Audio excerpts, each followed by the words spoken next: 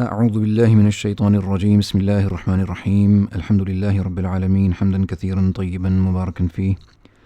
اللهم صل على محمد وعلى آل محمد كما صليت على إبراهيم وعلى آل إبراهيم إنك حميد مجيد. اللهم بارك على محمد وعلى آل محمد كما باركت على إبراهيم وعلى آل إبراهيم إنك حميد مجيد. رب يسر ولا تعسر، رب تمم بالخير، رب زدنا علما وارزقنا فهما. آمين يا رب العالمين. أما بعد، المعقد السابع المبادرة إلى تحصيله واغتنام سن الصبا والشباب. The seventh principle, the seventh peg, the foundation in the search of knowledge is المبادرة. المبادرة إلى تحصيله. المبادرة means to be early for something. Al-Mubadara is to be early in the acquisition of knowledge, in the search for knowledge. So you start early. وَاغْتِنَامُ سِنِّ الصِّبَا وَالشَّبَابِ, and making the best use of the years of childhood and early youth. صِبَا, childhood, وَالشَّبَاب, early youth. قال أحمد رحمه الله: ما شبهت الشباب إلا بشيء كان في كمي فسقط. I have never likened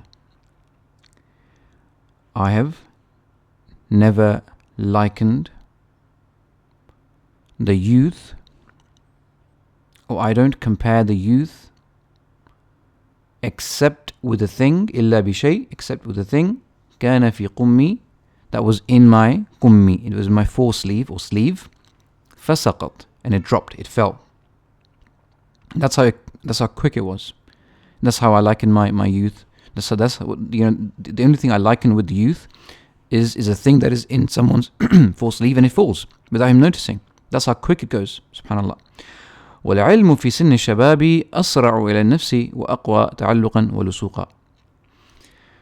Knowledge that is sought in the years of early youth, and of course childhood before that, أسرع. العلم في سن الشباب أسرع. It is quicker. It finds its way quicker إلى النفس, to the soul. It finds its way to the deeper parts of your mind, your being, your soul, quicker than it would when you're older. وأقوى تعلقا ولسوقا. The ilm that is sought in the younger years, it is stronger in terms of its attachment and its connectivity and its stickiness to your mind and your soul.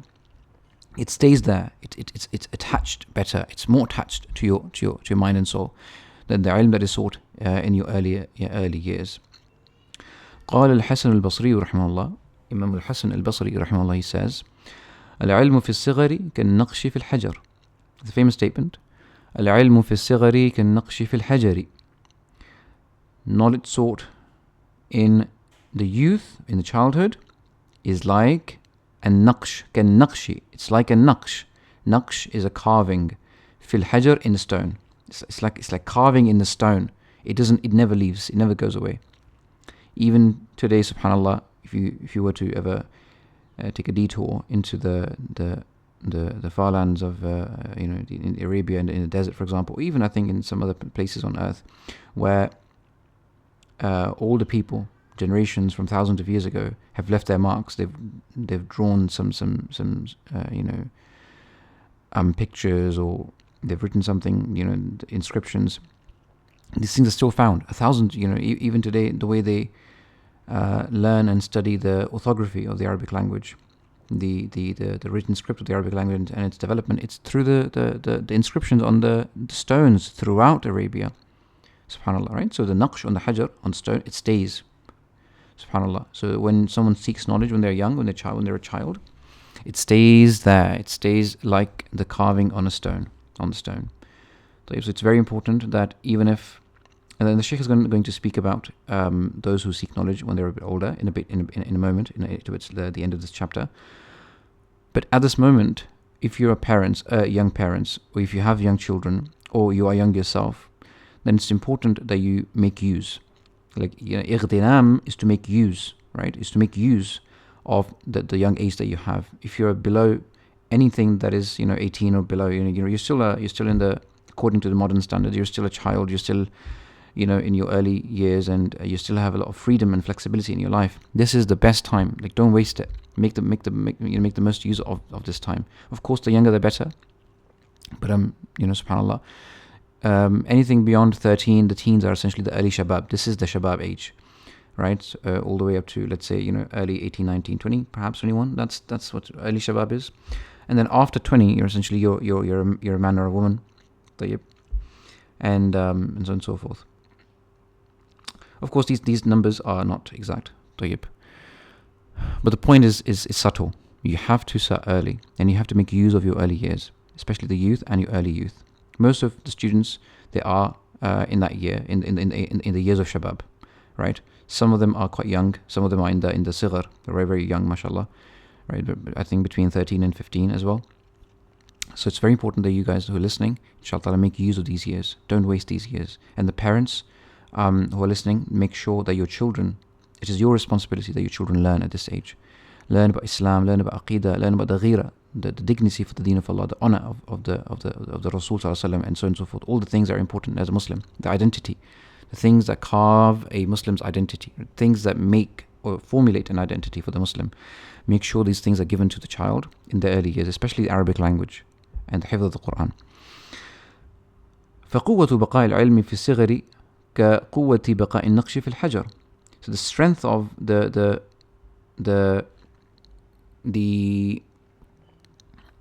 baqa of ilm, the how long an ilm, the ilm stays. So the strength of the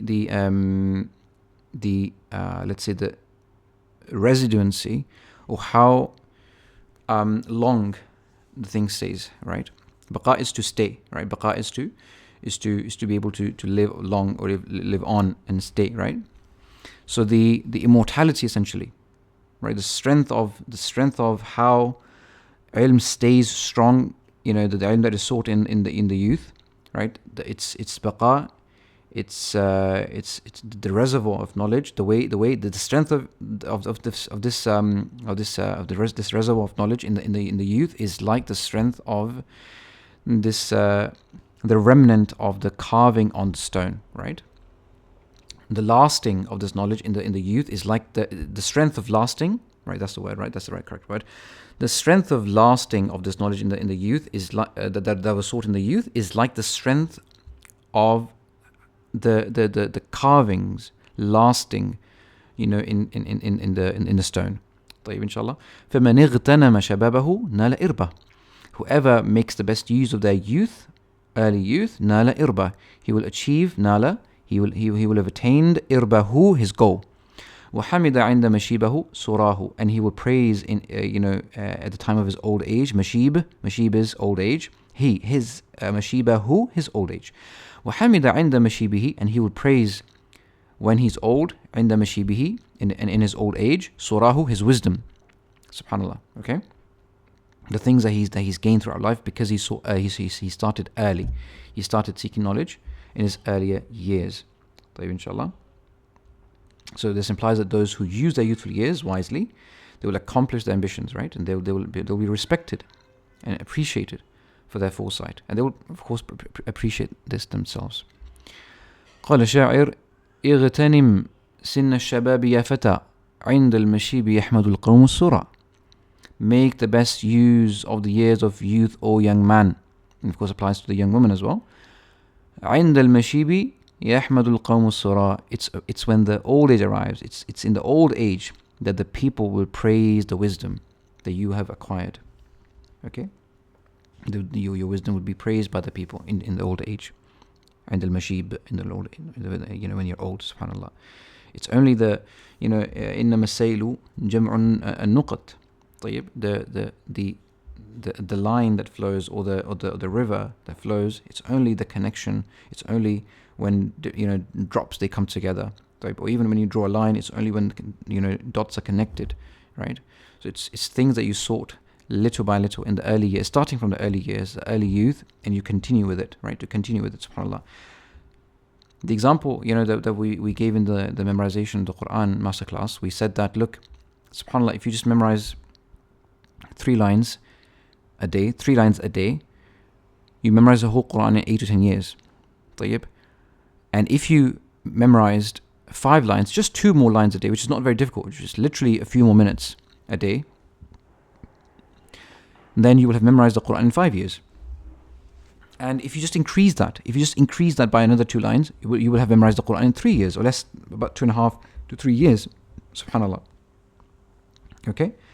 And if you go up to a page, so just, subhanAllah, just increasing a few lines, so 10 lines, I think this is about 2.5 years, and so on and so forth. So, subhanAllah, just by increasing 1 or 2 lines a day, which is not very much, you can cut down the number of years by like 2-3 years. You can gain back 2-3 years by a day's work, just 2 more lines extra. That's it. So little by little, everything that you do, you stay committed to it, you stay consistent with it, and you start early. And this piling of years is what's going to lead to this as-sura, this wisdom that you're going to gain, inshallah. Now coming to the point, وَلَا يُتَوَهَّمُ مِمَّا سَبَقَ أَنَّ الْكَبِيرَ لَا يَتَعَلَّمُ. And it should not be understood from what I've said, مِمَّا سَبَقَ, from what has preceded. It should not be thought, it should not be confused, that from what I've said about the youth and seeking knowledge in the youth, أَنَّ الْكَبِيرَ, that someone who's kabir, who's old, who is older in age, لَا يَتَعَلَّمُ, that he doesn't learn. That's not what we are intending here. That's not what the point is. Okay, it shouldn't be. People shouldn't confuse what we are saying with this. بل هؤلاء أصحاب رسول الله صلى الله عليه وسلم تعلموا كبارا. Rather, these companions of the Messenger of Allah صلى الله عليه وسلم تعلموا كبارا.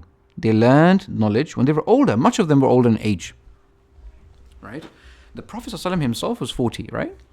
And companions like Abu Bakr and Umar, and these were older Sahaba. They had children. They were, they had white hair in their beards, subhanAllah, when Islam came down, subhanAllah. So these Sahaba, the first community of Islam, right, are subhanAllah, they learned when they were older. So it shouldn't be confused that just because you're older now, you can't learn, right? I mean, Imam Bukhari, rahimahullah, ذكره البخاري في كتاب العلم من صحيحه. Imam Bukhari has mentioned this by a bab, that, the Sahaba who learned knowledge when they were older. In his book, Sahih Bukhari, in his volume Kitab al-Ilm, the book of knowledge, in his book Sahih. طيب, inshallah. The way the reason why it's called Kitab al-Ilm in Kitab Sahih Bukhari is because the way that it's structured is that you have a general title, Sahih, which we now call a book, but that Sahih is essentially it's a collection of many books, because it's a huge collection. طيب, so Kitab al-Ilm, so Kitab al-Badl al-Wahi, Kitab al-Raqa'iq, and X, Y, and Z. So so all of these titles, they're called kutub. The title is kitab, inshallah. So the Shaykh says why we have prioritized the mention of seeking knowledge in the youth and early age, and not the kibar in the age of older age. Even though the Sahaba, they learned, they were older, and of course a lot of them were youth as well in their time as well.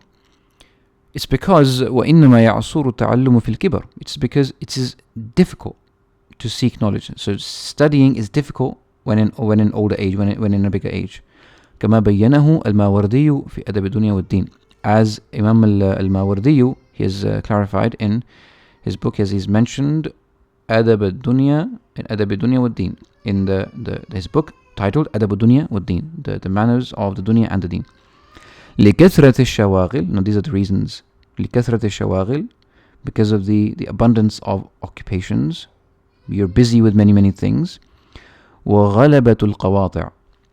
وغلبة القواطع, and the burden or the dominance of القواطع, things that cut you off, distractions. وغلبة القواطع, and the dominance of distractions. وتكاثر العلائق, and the abundance or the increase of al-ala'iq, attachments. You have more relations. You might have a spouse. You might have children. Then you have to meet, about a family. When you're a kid, no one bothers you. When you're a kid, no one bothers you with these things, right? You're not required to earn money. You're not required to do many things that you're required as an adult. So it's common sense to understand that to seek knowledge when you're older, it's definitely going to be difficult. And the only person who will seek knowledge when they're older are the ones who discipline themselves. فَمَنْ قَدِرَ عَلَى دَفْعِهَا عَنْ نَفْسِهِ أَدْرَكَ الْعِلْمِ. Whoever is able upon دفعها, upon repelling these things from himself or herself, عن نفسه أدرك العلم, he will attain knowledge, he will find knowledge, inshallah.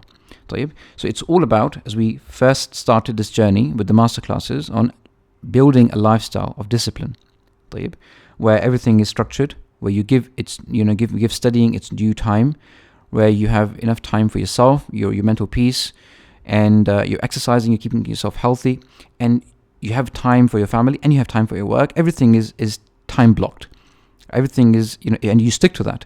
If you don't stick to that, and if you find it too difficult to stick to a simple timetable that you've constructed for yourself, then subhanallah, min su'i haddik, from your misfortune is that you will never seek knowledge. Na'udhu billahi min dhalik, we seek refuge with Allah Azza wa Jal from that, but it's a reality. If you've constructed a simple timetable for yourself and you can't stick to it, then ma'adallah, you will never attain in knowledge where you can, if you only were patient every single day with it. Right? If just because you feel tired, you don't give up. Just because you don't feel like it, you don't give up. Because there's a lot at stake here. If you want to seek knowledge, and the reason why you want to seek knowledge is because there is a lot at stake here. The Ummah is burning. The Ummah needs its scholars. The Ummah needs du'at. The Ummah needs people who speak the truth. And they lead a movement amongst the people to, inshaAllah, revive Islam, so that Muslims realize what their identity is. It's very, very important that you live a life of discipline. You sacrifice your comforts. You sacrifice your fancies, your desires, your whims, just because, subhanAllah, look, tens of thousands of children have been killed in Palestine or in elsewhere in the Muslim world, and you can't leave a single sin.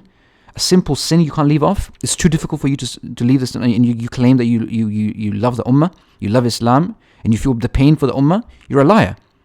It's a lie that you've concocted for yourself. You deceive yourself first and foremost with it, and then you deceive others with it. You have no pain in your heart. You have nothing that you can come with to help this Ummah. If you can't promise to at least leave the small sins that you do, the time that you waste on your phone, the simple timetable that you've constructed, that you follow it. If you can't do these simple things, then من سوء حظك أنك لن تنال العلم أبدا كلا. From your misfortune is that you will never attain knowledge, and you will never attain the taqarrub of Allah Azza wa Jal if you can't make these small sacrifices. It's these small sacrifices that add up over time. وأقول قولي هذا وأستغفر الله لي ولكم ولسائر المسلمين. Inshallah, with this we end with this section, and inshallah I'll see you in the next lecture. Barakallahu feekum. Assalamu alaikum wa rahmatullahi wa barakatuh.